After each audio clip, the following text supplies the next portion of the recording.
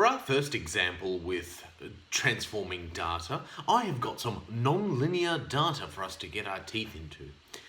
Before we actually begin answering it, may I suggest pausing this video and making sure that you have got the data as indicated here and here into your CAS calculator.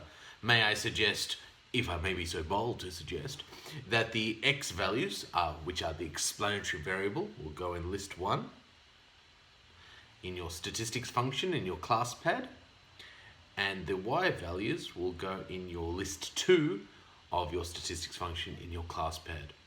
Please pause the video when you've done that, and we'll continue on after you've done so.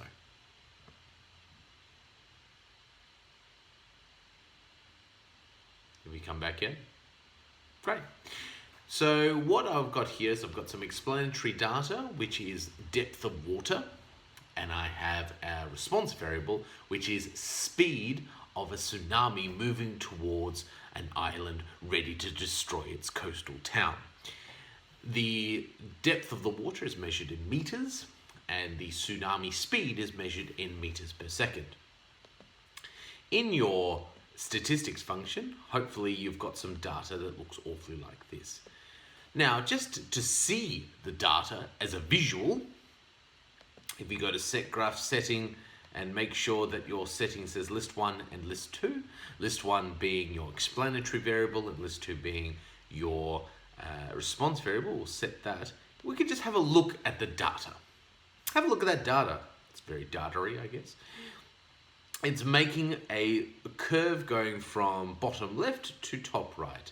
It's not exactly the straightest looking data, and the reason, as we were saying, that we need the data as close to a straight line as possible is that the straighter the line is, the stronger the correlation. The stronger the correlation, the better that, or the more reliable it is to use that line to predict for scenarios greater than we've got data for.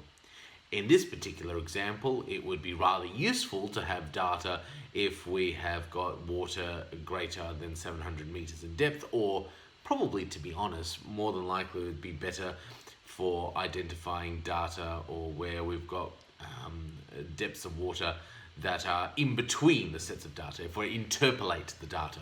So for example, if we've got 100 meters of water, what would be the speed that's expected? Unfortunately, the curve is not particularly good. And the reason we can do that, or the reason that we know that, apart from the fact that it's not very much a straight line, is that we can use or find the R value. Now, if you've forgotten how to find the R value, we'll go to Calc, Regression, Linear Reg, List 1, List 2. Press OK, and as you can see here, we get this R value here of 0.77, let's go 3 decimal places, so 778. And what that tells me is that, yeah, well, I suppose it's strong, but it's not perfect. Let's see, it'd be greater if we had a better correlation, if we had something that was 0.8, 0.9. In fact, I'm just going to write that down as my correlation here, so 0.775. There we go. And we've also got our formula here for the equation. And there we can see the line. Now what I've done, just to save us some time, is I have gone and taken a copy of this line already. And my computer's just trying to catch up to us. As you can see here, it's a little bit blurry. That's okay. There we go. And as you can see, there is our line. It's got quite a few, the residuals, there's huge gaps between them, so maybe it's not the best measurement. But nonetheless, it's strong. It's greater than 0.75, but can we do better than that? So this is where we go and adjust the scales to see if we can get a better R value. If we can get a better R value, that is, which if you've forgotten what that is, that's the correlation coefficient, which is a measure of strength of correlation. In other words, how strong the explanatory variable correlates with the response variable. So what we can do is we can see if we can go and make some adjustments to the scales. Now, if we go back to here, again, my laptop is just trying to catch up with us here, so that's why it's a little bit blurry. This is the closest version to those dots that we've got. It's making this similar sort of curve. So if we compare between the two, we can see that here. Which means up our sleeve, we can either do a y-squared transformation, a log x transformation, or a 1 over x transformation to try to adjust the scale to improve the correlation. So let's go and write in this first column here, y squared. So what does that mean? What it means is that the x values stay the same, but the y values get squared. So what that would mean is that that would be the same as saying 2.13 squared, which is 2.13 times 2.13, which would go and get us equal to 4.54.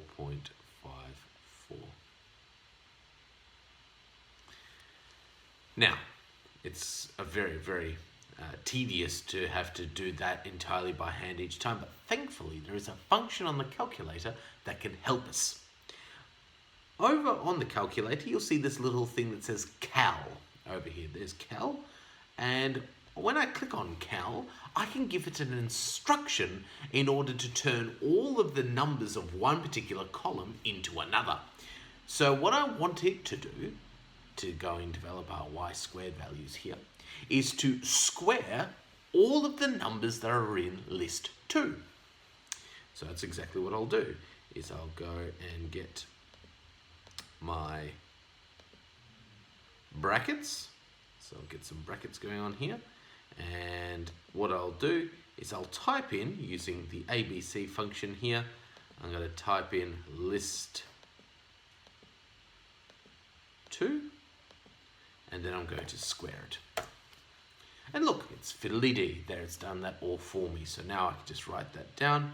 25, 23.52, 49, 566.44, 324. Let's see what that 170, 1,792.68. We just want to keep it consistent since we're all doing 2 decimal places for everything.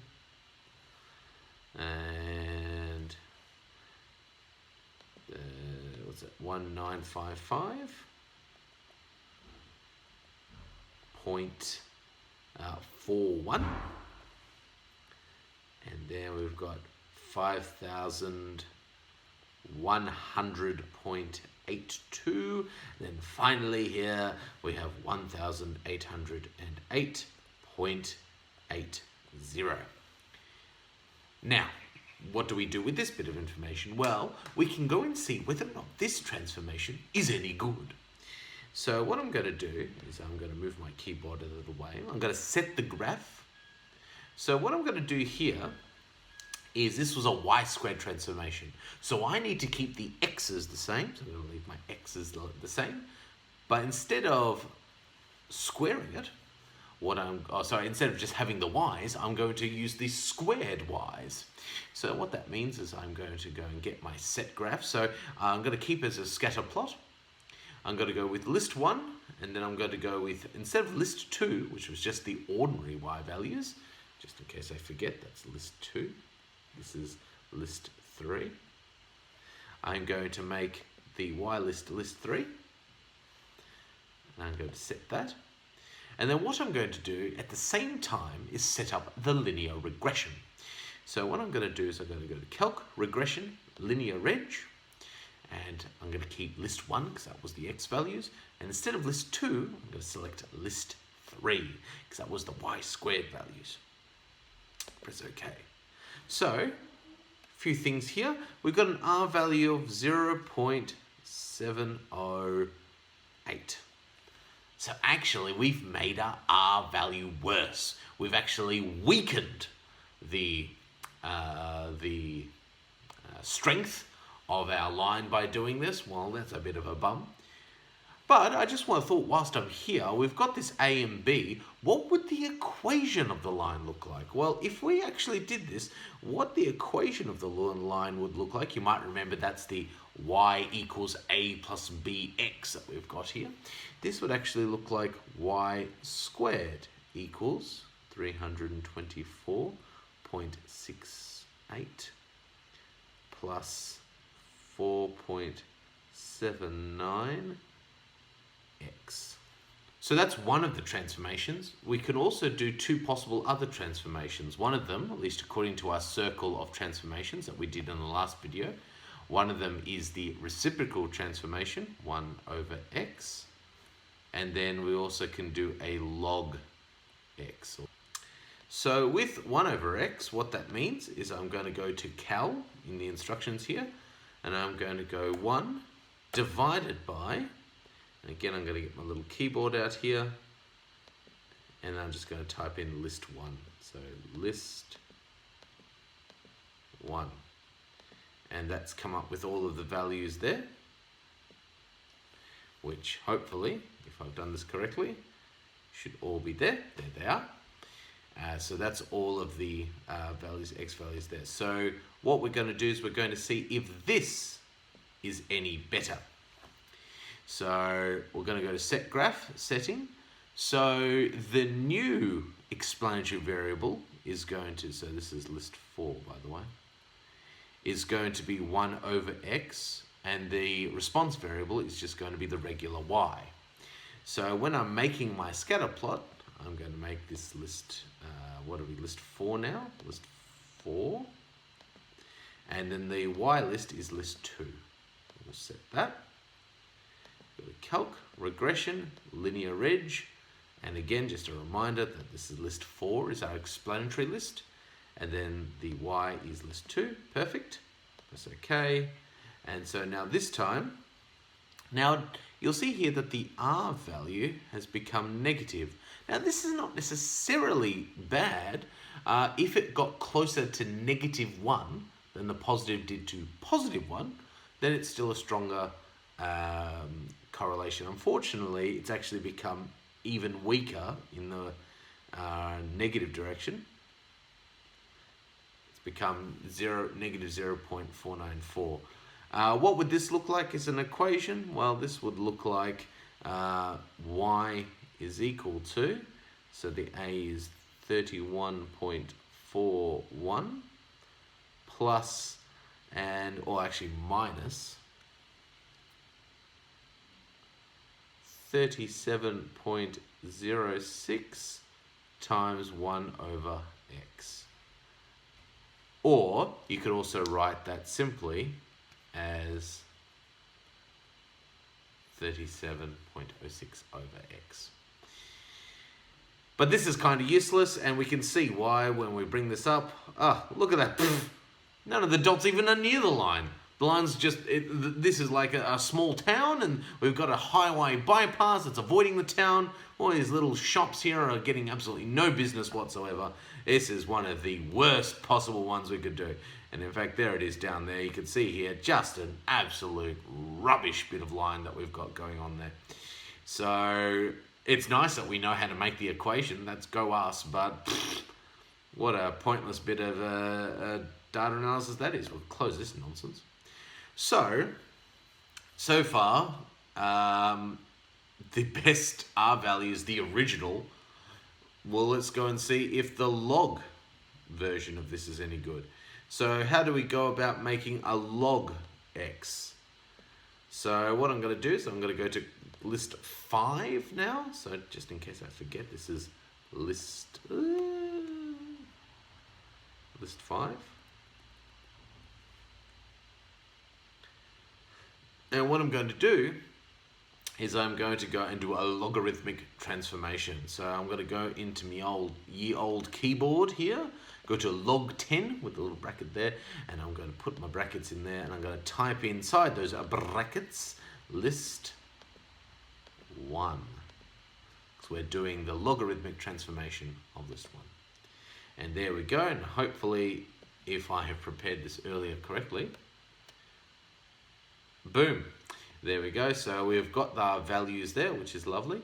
So now we're going to see if this is any better. So here we're using log x as our explanatory variable, and we're going to be using just the regular y. So whenever you do a transformation, one of the variables stays the same. It's the other one that you're changing. So let's go and have a look. Set graph, setting, scatter, and this time we want to make it list 5 because that's where we put our logarithmic of x. We're going to keep list 2 as it is. We're going to set that. Regression, linear reg. We're going to go to list 5, list 2. Press OK. All right, so what we're going to do is we're going to write that equation down. So it's still a y equals, but this time it's negative 9.86 plus 21.74 and just times log x. I'll move my calculator out of the way. How's the R value? Oh, well, look at that beautiful, delicious R value there. 0. Let's get my colors consistent. 0.872. So this is even stronger than the original. Let's go and have a look, shall we, at what it actually looks like. And look at that. Look at those dots. They're getting closer to the line, including one actually hitting the line. Hooray, go us. And so we actually we've adjusted the scale such that we've made a stronger correlation. So what this means in the grand scheme of things is that we have made a better correlation because we've adjusted the x scale. As just a reminder from the last chapter, you can also use the r squared value. Remember, if the r squared value is greater than 30%, then we can say that the line has a greater predictive power. So here's your graph. That's what it looks like here, which is great. And now you'd be expected to draw that, to be able to draw that and to label your axes. So you want to make sure you have a heading. So what this would be is we would say this is the, I suppose you could say the, let's go, what's this? This is the log of the depth of water, wasn't it? Yes, the depth of water. And this would be the speed, meters per second. And I'll just write meters there. So this is the logarithm of depth of water versus the speed of tsunami. Hopefully that actually looks like a word and not tsunami. There we go. So we've got an equation. Now, again, your other thing that you need to be able to do is to be able to write that in words. So again, I would write that, if I had to write that as a worded equation, I'd write speed is equal to negative 9.86 plus 21.74. I might just shrink my pen down a smidge because that's just a bit thick to read. Times, in this case, the log of the depth of water.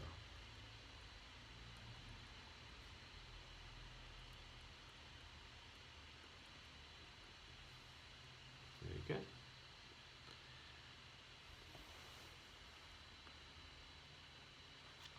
So we have been able to do some data transformation. As I've mentioned in the last video, typically in further maths that you'll be given the transformation to complete. However, in a real life context or possibly in a SAC open-ended context, you would be expected to trial and see which one has the higher R value in order to get a better correlation.